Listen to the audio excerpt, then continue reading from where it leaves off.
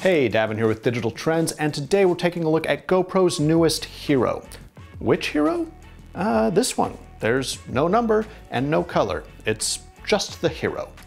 It's a no-frills name for a no-frills action camera that has been dialed in for one thing only: simplicity. It's GoPro's most focused product yet, and we'd argue their best camera they've ever made for the entry-level user. And at $200, what makes this camera good isn't so much about what's in it, but rather what's been left out. Basically, GoPro has removed all of the high-end features from the Hero 5 and Hero 6 Black, leaving only the core aspects that define the current Hero lineup: the design and the ease of use.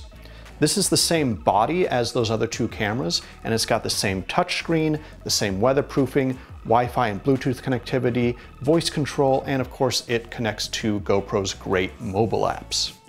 What you won't find on the new Hero are a lot of options. You've basically got one video resolution, 1080p, although 1440p is technically available, but only in a 4:3 aspect ratio.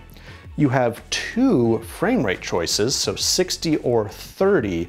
So yeah, there's no 24 FPS option. There are also no high frame rate options at lower resolutions, because there are no lower resolutions. You couldn't shoot 720p on this thing if you wanted to.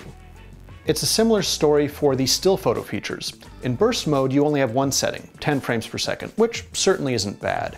And for time lapse, there's only one interval choice, which is half a second between shots.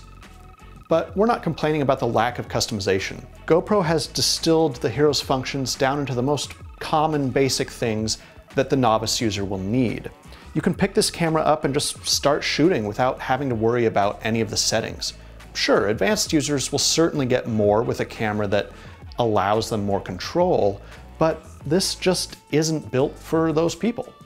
We are, however, a little disappointed that the advanced ProTune features didn't make the cut, at least exposure compensation, which would have been nice to be able to set.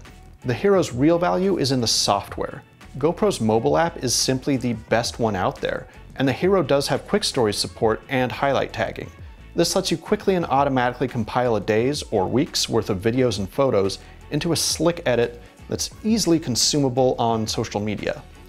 The software experience really is the best thing about this camera, and is something that just can't be matched by the similarly priced action cameras that might even have more features from other companies. The worst thing about the new Hero, however, is that it seems to have replaced the Hero 5 Session, which also cost $200, but included 4K video and ProTune, but didn't have a built-in monitor or touchscreen.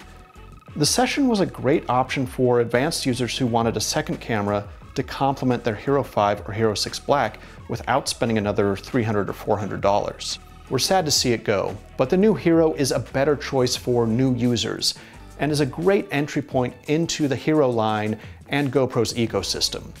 For more information, make sure you check out our full review at digitaltrends.com.